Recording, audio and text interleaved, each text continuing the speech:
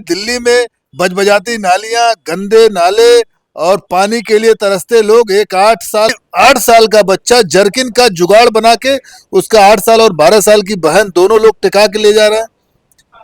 जन जन की जीत हुई है। भारतीय जनता पार्टी ने जो विगत मित्रों नमस्कार, मैं मोहन राजभर। आज मेरी मौजूदगी संत कबीर नगर में है।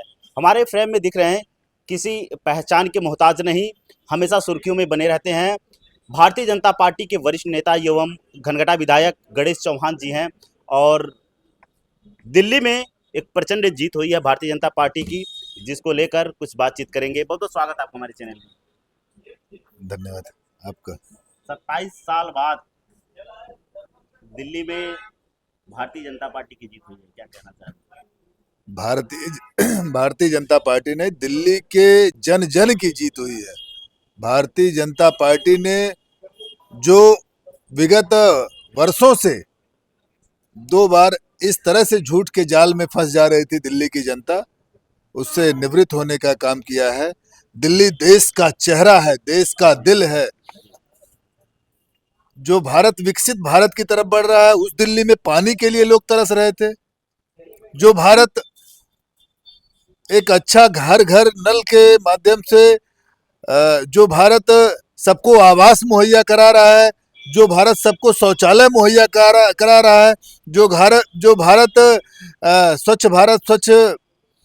स्वच्छता की तरफ ध्यान दे रहा है, उस भारत के दिल में दिल्ली में बजबजाती नालियां, गंदे नाले और पानी के लिए तरसते लोग। एक 8 साल का बच्चा, 7 साल का बच्चा, मतलब किस प्रकार से वो 1000 फीट ऊपर आनंद पर्वत पर बड़ी कॉलोनी बसी है, वहां पानी लेकर जा रहा था। मुझे तो ताजुब लगा। उसका नाम था अमृत और हमने सोशल मीडिया से उसको शेयर भी किया था। मतलब उस भारत में पानी के लिए 8 साल का बच्चा जर्किन का जुगाड़ बना के उसका 8 साल और 12 साल की बहन दोनों लोग टिका के ले जा रहे हैं।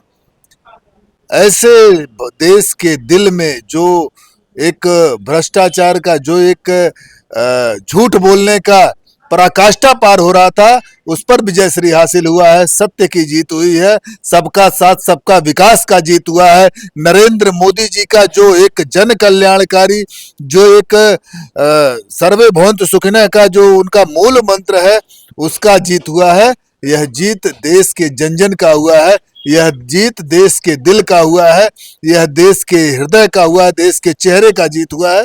यह जीत दिल्ली के पूर्वांचल वासियों का हुआ है, जिन्होंने सच को स्वीकार किया, जिन्होंने सत्यता को जानकारी लेकर और भारतीय जनता पार्टी के पक्ष में मतदान किया। यह जीत उनकी जीत है। मैं पुनः एक बार आपके माध्यम से उस दिल्ली वासियों को, पूर्वांचल वासियों को बहुत बहुत अभिनंदन, बहुत बहुत आभार प्रकट करता हूँ। इतना समय क्यों लग गया आखिर इस मूल मंत्र में? अभी है क्या कि झूठ बोलने का, मैंने बताया ना, पराकाष्ठा पार। लोग कह रहे थे ये फ्री वो फ्री, ऐसे वैसे, थोड़ा सा है। अब जनता नहीं समझ पाई, जिसके नाते ये विलंब हुआ, जिसके नाते इस बार लोगों ने समझा और भारी बहुमत से, पूर्ण बहुमत से भारतीय जनता पार्टी को स्थापित किया।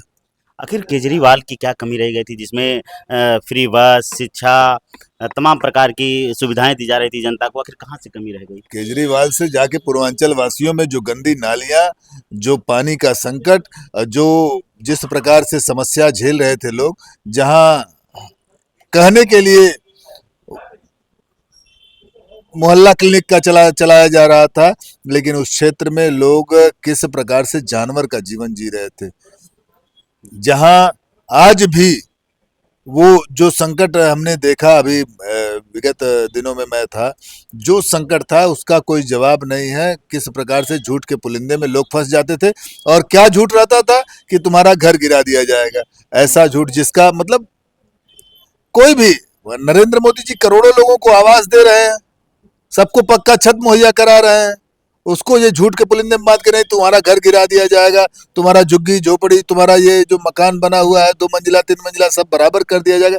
इस डर के नाते, इस भय के नाते, झूठ बोलने के कारण लोग फंस जाते थे। इस बार लोगों ने उसका ध्यान दिया, लोगों ने उसको संज्ञान में लिया और उसे हटाने का काम किया। केजरीवाल भी अपनी सीट नहीं बचा पाए। है, सत्यता है। जब आदमी सही चीज जानेगा तो निश्चित है उसे हटाने का काम करेगा।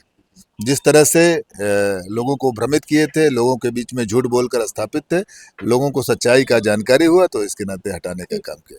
प्रदेश में मिल्कीपुर चुनाव पे सबकी नज़र थी, यहाँ भी भारतीय जनता पार्टी ने बेहतर तरीके से। देखिए, उत्तर प्रदेश में पूज्य योगी आदित्यनाथ जी का जो काम है वो, मैं तो अभी दिल्ली में प्रचार में था, वहां लोग कहते थे यहाँ उनके जैसा सीएम चाहिए। जो अन्य प्रदेशों में लोग उदाहरण लेते हैं कि उत्तर प्रदेश जैसा सीएम चाहिए, पूज्य योगी आदित्यनाथ जी और नरेंद्र मोदी जैसा साधक शायद ही न भूतो न भविष्यत, अब क्या कहा जाए। जिस प्रकार से ये दोनों लोग देश को व्यवस्थित करने के लिए, प्रदेश को व्यवस्थित करने के लिए अनवरत दिन रात काम करते हैं। अभी आप दिल्ली चुनाव का चर्चा कर रहे थे, कोविड काल के समय में पूर्वांचल वासियों को सीधे इशारा कर दिया था कि आनंद विहार जाइए, इधर से रास्ता मिलता है। और यहीं हमारे प्रदेश के मुख्यमंत्री जी थे जिन्होंने अपने पिताजी के अंतिम संस्कार में जाने का काम नहीं किया था, इस प्रदेश के जन जन के साथ यहाँ के सुख दुख को बांटने का काम किया था। लोगों को लगा था कि हमारे अभिभावक हमारे साथ खड़े थे, उनका अंदर से पावर, इमिटिव पावर एक अभिभावक के खड़ा होने के नाते मजबूत ज़्यादा था।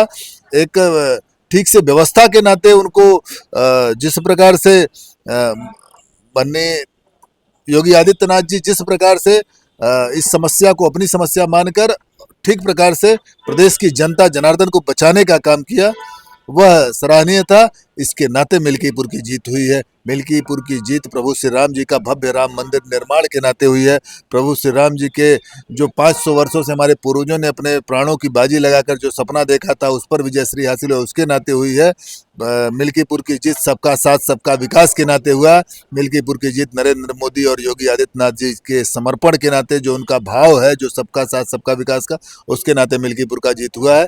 निश्चित है विपक्ष को आईना दिखाने का काम मिल्कीपुर ने किया। दिल्ली की जनता को क्या कहना चाह रहे हैं? दिल्ली की जनता को एक बार इस निर्णय के लिए बहुत बहुत अभिवादन, बहुत बहुत अभिनंदन करता हूं। जिस प्रकार से निर्णय दिल्ली की जनता जनार्दन ने लिया, बहुत ही अच्छा रहा, सराहनीय रहा। हमारे साथ थे भारतीय जनता पार्टी के वरिष्ठ नेता धनगढ़ा विधायक गणेश चौहान जी। फिर मिलते हैं नई जगह पर नई खबर के साथ, तब तक के लिए नमस्कार। मोहन राजभर, रिव्यूज में संत कवि।